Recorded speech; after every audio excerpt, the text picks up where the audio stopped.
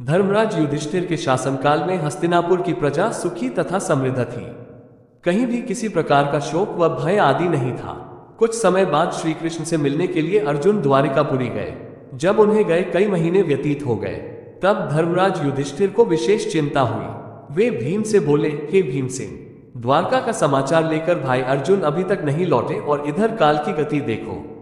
संपूर्ण भूतों में उत्पात होने लगे हैं, नित्य अपशकुन होते हैं, आकाश में उल्कापात होने लगे हैं और पृथ्वी में भूकंप आने लगे हैं। सूर्य का प्रकाश मध्यम सा हो गया है और चंद्रमा के इर्द गिर्द बारंबार मंडल बैठते हैं। आकाश के नक्षत्र एवं तारे परस्पर टकराकर गिर रहे हैं। पृथ्वी पर बारंबार बिजली गिरती है। बड़े बड़े बवंडर उठकर अंधकार में भयंकर आंधी उत्पन्न करते हैं। सियारिन सूर्योदय के सम्मुख मुंह करके चिल्ला रही हैं। कुत्ते बिलाव बारंबार रोते हैं। गधे, उल्लू, कौवे और कबूतर रात को कठोर शब्द कहते हैं। गौएं निरंतर आंसू बहाती हैं। घृत में अग्नि प्रज्वलित करने की शक्ति नहीं रह गई है। सर्वत्र श्रीहीनता प्रतीत होती है। इन सब बातों को देखकर मेरा हृदय धड़क रहा है।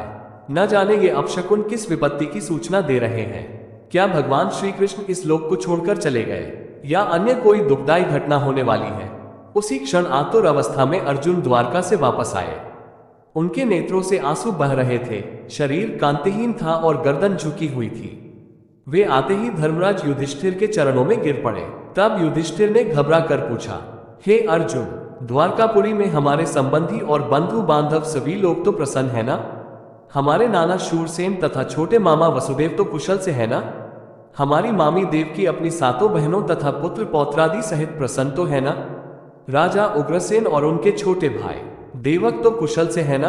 प्रद्युम्न, अनिरुद्ध, साम, ऋषभ आदि तो प्रसन्न है ना? हमारे स्वामी भगवान श्री कृष्ण, उद्धव आदि अपने सेवकों सहित कुशल से तो है ना? वे अपनी सुधर्मा सभा में नित्य आते हैं ना? सत्यभामा, रुक्मिणी, जावती आदि उनकी 16 सहस्त्र 108 पटरानियां तो नित्य उनकी सेवा में लीन रहती है ना? हे भाई अर्जुन, तुम्हारी कांति क्षीण क्यों हो रही है और तुम श्रीहीन क्यों हो रहे हो?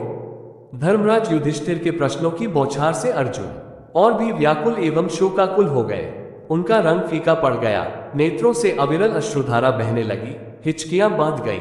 रूधे कंठ से उन्होंने कहा, हे भ्राता, हमारे प्रियतम भगवान श्री कृष्ण ने हमें ठग लिया। वे हमें त्याग कर इस लोक से चले गए। जिनकी कृपा से मेरे परम पराक्रम के सामने देवता भी सिर नहीं उठाते थे, मेरे उस परम पराक्रम को भी वे अपने साथ ले गए। प्राणहीन मुर्दे जैसी गति हो गई मेरी।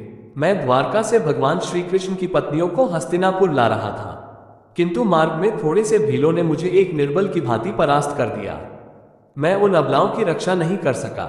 मेरी वे ही भुजाएं हैं, वही रथ है, वही घोड़े हैं, वही गांडीव धनुष है और वही बाण है, जिनसे मैंने बड़े बड़े महारथियों के सिर उड़ा दिए थे। जिस अर्जुन ने कभी अपने जीवन में शत्रुओं से मुंह की नहीं खाई थी, वही अर्जुन आज कायरों की भांति भीलों से पराजित हो गया। उनकी संपूर्ण पत्नियों तथा धन आदि को भील लोग लूट ले गए और मैं निहत्थे की भांति खड़ा देखता रह गया। उन भगवान श्री कृष्ण के बिना मेरी संपूर्ण शक्ति क्षीण हो गई है। आपने जो द्वारका में जिन यादवों की कुशल पूछी है, वे समस्त यादव ब्राह्मणों के शाप से दुर्बुद्धि अवस्था को प्राप्त हो गए थे और वे अति मदिरा पान करके एक दूसरे को मारते मारते मृत्यु को प्राप्त हो गए। ये सब उन्हीं भगवान श्री कृष्ण की लीला है। अर्जुन के मुख से श्री कृष्ण के स्वधाम गमन और संपूर्ण यदुवंशियों के नाश का समाचार सुनकर युधिष्ठिर ने तुरंत अपना कर्तव्य निश्चित कर लिया और अर्जुन से बोले, हे अर्जुन, भगवान श्री कृष्ण ने अपने इस लौकिक शरीर से इस पृथ्वी का भार उतारकर उसे इस प्रकार त्याग दिया, जिस प्रकार कोई कांटे से कांटा निकालने के पश्चात उन कोनों कांटों को त्याग देता है। अब घोर कलियुग भी आने वाला है, अतः अब शीघ्र ही हम लोगों को स्वर्गारोहण करना चाहिए। जब माता कुंती ने भगवान श्री कृष्ण के स्वधाम गमन का समाचार सुना तो उन्होंने श्री कृष्ण में अपना ध्यान लगाकर शरीर त्याग दिया। धर्मराज युधिष्ठिर ने अपने महापराक्रमी पौत्र परीक्षित को संपूर्ण जम्बूद्वीप का राज्य देकर हस्तिनापुर में उसका राज्याभिषेक किया और शूरसेन देश का राजा बनाकर मथुरापुरी में अनिरुद्ध के पुत्र वज्र का राजतिलक किया।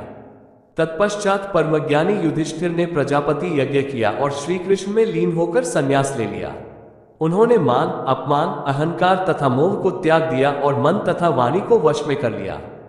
संपूर्ण विश्व उन्हें ब्रह्म रूप दृष्टिगोचर होने लगा। उन्होंने अपने केश खोल दिए, राजसी वस्त्राभूषण त्याग कर चीर वस्त्र धारण करके और अन्न जल का परित्याग करके मौन व्रत धारण कर लिया। इतना करने के बाद बिना किसी की ओर दृष्टि किए घर से बाहर उत्तर दिशा की ओर चल दिए। भीम, अर्जुन, नकुल, सहदेव और द्रौपदी ने भी उनका अनुकरण किया। भगवान श्री कृष्ण के प्रेम में मग्न होकर वे सब उत्तराखंड की ओर चल पड़े।